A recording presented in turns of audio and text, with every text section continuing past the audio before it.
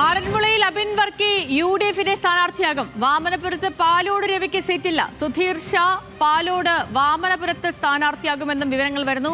ശരത്ലാൽ വിവരങ്ങളുമായി ചേരുന്നുണ്ട്. ശരത്ത്, ഒടുവിൽ ഈ തുടക്കം മുതൽ തന്നെ കേട്ടിരുന്നത് ആറന്മുളയിൽ അബിൻ വർക്കി ആയിരിക്കുമെന്നാണ്. പക്ഷേ പിന്നീട് പല പേരുകൾ പരിഗണനയ്ക്ക് വന്നു. ഒടുവിൽ അബിനിലേക്ക് തന്നെ ചർച്ചകൾ എത്തുകയാണ്. ഒപ്പം മറ്റിടങ്ങളിലെ സാധ്യതകൾ എങ്ങനെ? സേതുലക്ഷ്മി, അബിൻ വർക്കി ഉറപ്പിച്ചിരിക്കുന്നു എന്നതാണ് ഏറ്റവും പ്രധാനം. അബിൻ വർക്കിക്കെതിരെയുള്ള എല്ലാവിധ പരാതികളും എല്ലാവിധ കാര്യങ്ങളും കോൺഗ്രസ് തെരഞ്ഞെടുപ്പ് കമ്മിറ്റി CEC തള്ളിക്കളഞ്ഞിരിക്കുന്നു. അവിടെയുള്ള പ്രതിഷേധങ്ങളെ കോൺഗ്രസ് CEC തള്ളിക്കളഞ്ഞിരിക്കുന്നു. അതുപോലെ തന്നെ പാലോട് രവിക്ക, കാരണം തിരുവനന്തപുരത്തെ പ്രധാന മുഖങ്ങളാണ് കോൺഗ്രസിന്റെ, പാലോട് രവിക്ക സീറ്റില്ല എന്നുള്ളതാണ് ഏറ്റവും പ്രധാനപ്പെട്ടത്. അവിടെ പാലോട് രവിക്ക് പകരം പിന്നെ മറ്റൊരു സ്ഥാനാർത്ഥിയെ തന്നെ പ്രഖ്യാപിച്ചു എന്നുള്ളതാണ്. അതായത് സുധീർ ഷാ പാലോടിൽ സ്ഥാനാർത്ഥിയാക്കിയിരിക്കുന്നത് എന്നാണ് ഏറ്റവും ഒടുവിൽ നമുക്ക് ലഭിക്കുന്നവരും. അതേപോലെ തൃക്കരിപ്പൂരിൽ മാറ്റമില്ല.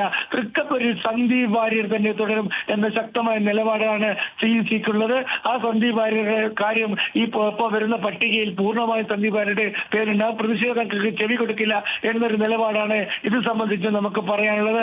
അതേപോലെ കൊച്ചി ടി മേരി വർഗീസിന് സീറ്റില്ല എന്ന് തന്നെ നമുക്ക് പറയേണ്ടി വരും. ഏതായാലും ഒരു കാര്യം നമുക്ക് വ്യക്തമാണ്. കാരണം കോൺഗ്രസ് KPCC പറയുന്ന പേരുകളിലേക്ക് കാര്യങ്ങൾ കേന്ദ്ര ഇലക്ഷൻ കമ്മീഷൻ തീരുമാനത്തിലെത്തുന്നു എന്ന് വേണം പറയാം. അതായത് സണ്ണി ജോസഫിന്റെയും VD സതീശന്റെയും വ്യക്തമായ നേതൃത്വം അല്ലെങ്കിൽ അവരുടെ വാക്കുകൾക്കാണ് ഹൈക്കമാൻഡ് വില കൊടുത്തത് എന്നുള്ള കാര്യങ്ങളിലേക്ക് വരുന്നു. വളരെ കടുത്ത അതിർത്തിയിലാണ് അടൂർ പ്രകാശിന്റെ കോന്നിയിൽ അടൂർ പ്രകാശ് നിർദ്ദേശിച്ച വ്യക്തിക്ക് പോലും പരിഗണിക്കാൻ തയ്യാറായില്ല എന്നുള്ളതാണ് അദ്ദേഹത്തിന് ഇപ്പോൾ ഏറ്റവും കൂടുതൽ അലട്ടുന്നത്.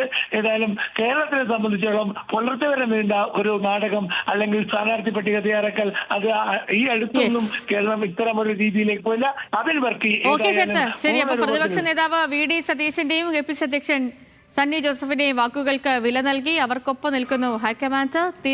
സാധ്യതാ പട്ടികയിലെ പേരുകൾ പുറത്തു വരുന്നു. ഇനിയിപ്പം